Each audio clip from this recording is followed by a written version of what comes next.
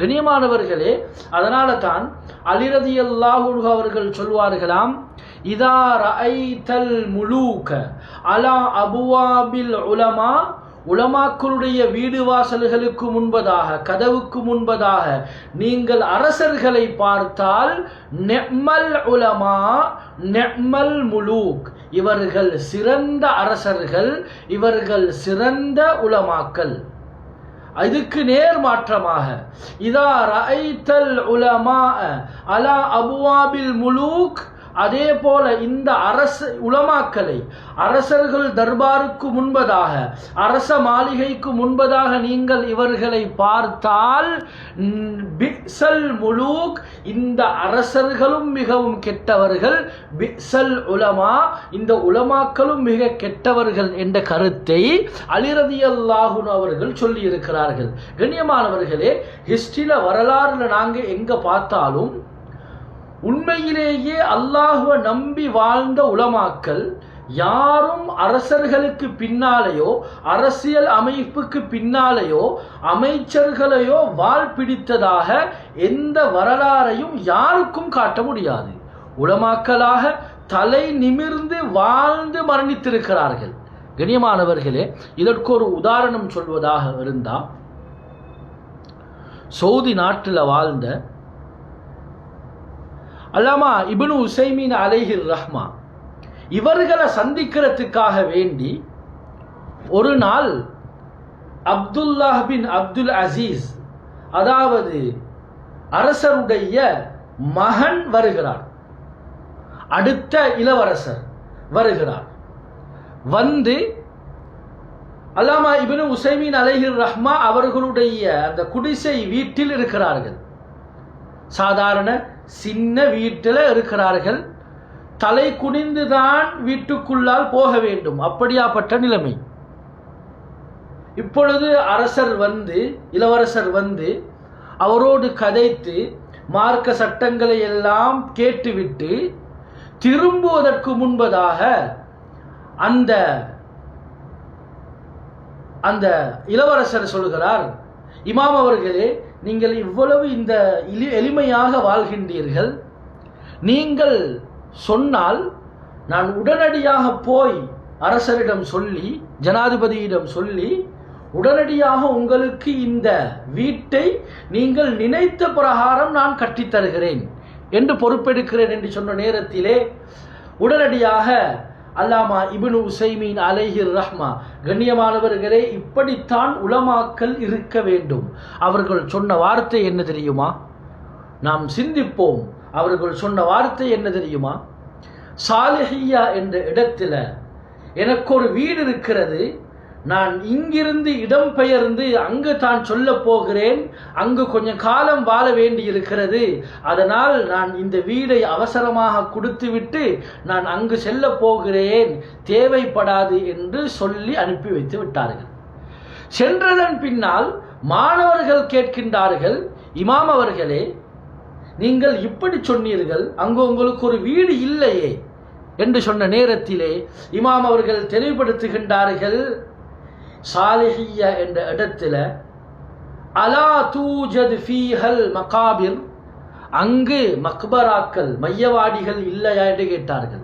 மாணவர்கள் சொன்னார்கள், இருக்கிறது.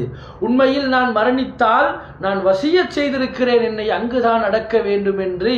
எனவே நான் நிரந்தரமாக இல்லாமல் அங்கு போய் சில காலம் அந்த கபருடைய வாழ்க்கையில் இருக்க வேண்டும், அதனைத்தான் நான் சில காலம் நான் அங்கு வாழ வேண்டி இருக்கிறது என்று சொல்லி அரசரை அனுப்பி வைத்தேன் என்று அந்த அல்லாமா இப்னு உசைமீன் அலைஹிர் ரஹ்மா தன்னுடைய மாணவர்களுக்கு விளங்கப்படுத்தி இருக்கிறார்கள். கண்ணியமான உலமாக்களே, அன்பானவர்களே, யோசிப்போம். அவர்கள் தலையாட்டி இருந்தா அந்த வீட்டை எத்தனை மாடி வீடாக கட்ட வேண்டும் என்று சொல்லியிருந்தால் எந்த தயக்கமும் இல்லாமல், எந்த தடைகளும் இல்லாமல் உடனடியாக கட்டி கொடுத்திருப்பார்கள். என்றாலும் ஆகிரத்தை மையமாக வைத்து வாழக்கூடியவர்கள், ஒரு நாளும் அரசர்களுக்கு பின்னாலோ அரச அமைப்புகளுக்கு பின்னாலோ அரச உதவி திட்டங்களுக்கு பின்னாலோ செல்ல மாட்டார்கள் என்பதை இந்த வரலாறு எங்களுக்கு அழகாக படித்து தந்து கொண்டிருக்கிறது. கண்ணியமானவர்களே, வரலாற்றில் ஒரு வரலாற்றை சொல்லுவார்கள். ஒரு சம்பவம், அந்த சம்பவத்துடைய பெயரே அல்லதி மத்த ரிஜிலஹு லா யமுத்து யதஹு. இதுதான் அந்த சம்பவத்தினுடைய பெயர், தலைப்பு. அதை நான் பின்னால் விளங்கப்படுத்துவேன். இதனுடைய அர்த்தம் என்னவென்றால், ஒரு நாள் சுமாராக 1888 இந்த காலப்பகுதியில் வாழ்ந்த மிஸ்ர் நாட்டில் வாழ்ந்த ஒரு அரசர் தான் அல்லாமா பாதிஷா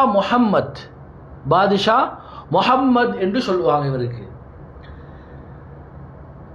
அரச அமைப்பில் வாழ்ந்து கொண்டிருக்கிறாரு, ஆட்சி அதிகாரங்களோட. இந்த காலத்தில் வாழ்ந்த ஒரு மிக முக்கியமான ஒரு ஆலிம் தான் அல்லாமா சயீத் அல் ஹலபி ரஹிமஹுல்லா அவர்கள். ஒரு நாள் சயீத் அல் ஹலபி ரஹிமஹுல்லா அவர்கள் பள்ளிவாசல்ல, ஒரு உமையா மஸ்ஜிதுல் உமவி என்று சொல்லப்படக்கூடிய பள்ளிவாசல்ல பாடம் நடத்தி கொண்டிருக்கிறாங்க. பாடம் நடத்தி கொண்டிருக்கும் பொழுது அரசர் பள்ளிக்கு வர வேண்டிய ஒரு சூழ்நிலை வந்துட்டு, அரசர் பள்ளி வாயிலுக்குள்ளால வந்தாரு. தொடர்ச்சியாக பாடம் நடந்து கொண்டிருக்கி இமாம் சயீத் அல் ஹலபி ரஹிமஹுல்லா அவங்க காலை நீட்டி பாடம் நடத்தி கொண்டிருக்கிறாங்க. காலை மடக்கவும் இல்லை.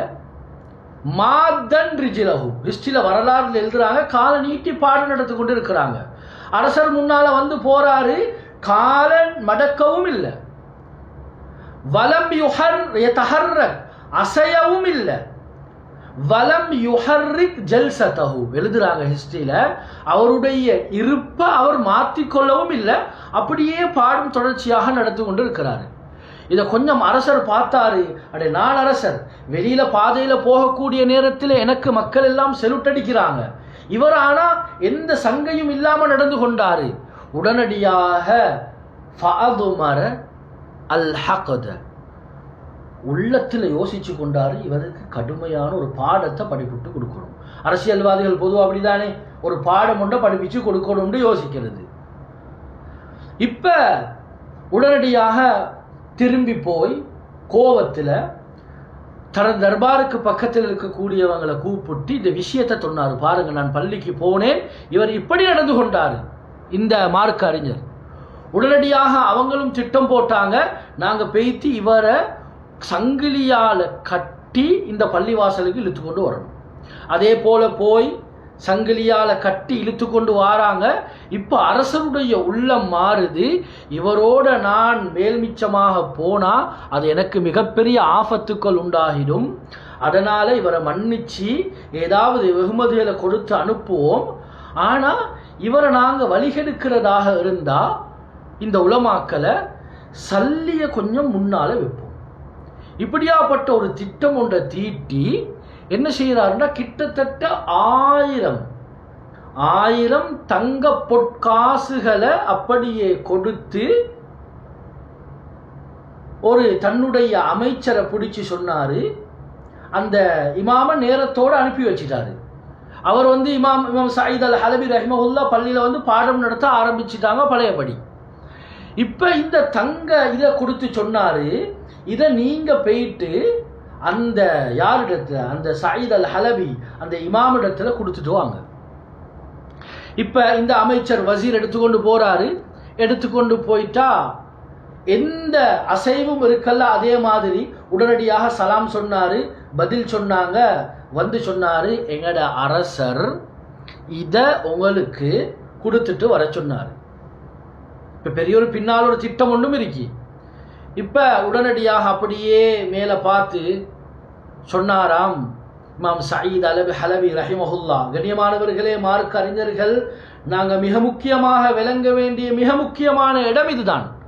உடனடியாக சொன்னாங்களாம், இந்த ஹதியாவை உங்களுடைய அரசருக்கு நான் தந்ததாக சொல்லி போட்டு சொல்லுங்க, உங்களோட அரசரிடத்துல அல்லதி மத்த ரிஜ்லஹு, எவன் காலை நீட்டினானோ ஃபலா யமுத்து யதஹு, ஒரு நாளும் அவன் கையை யாரிடத்திலும் நீட்ட மாட்டான்.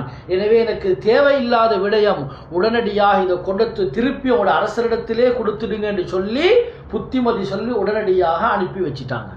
கண்ணியமான சகோதரர்களே, அன்பானவர்களே, எங்களுடைய மூத்த உலமாயே ரப்பானியூன்கள் என்று சொல்வார்கள்.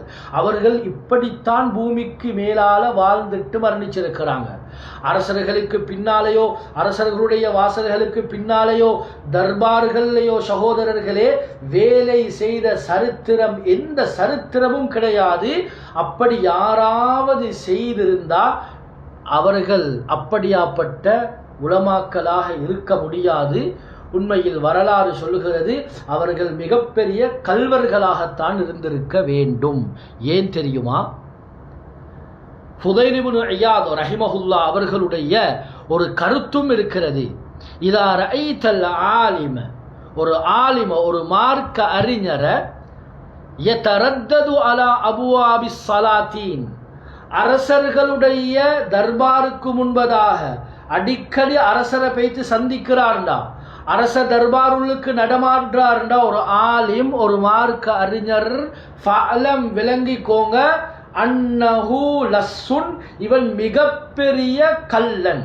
குர்ஆன ஹதீஸ அரசருக்கு சார்பாக மாற்றி அரசரிடத்தில் பணங்களை எடுக்க போறாரு, இவன் மிகப்பெரிய கல்லன் என்பதை நீங்க விளங்கிக்கோங்க என்பதாக ஃபுதைல் இப்னு இயாத் ரஹிமஹுல்லா அவர்கள் ஒரு கூற்று, அவர்களுடைய கூற்று பதிவு செய்ய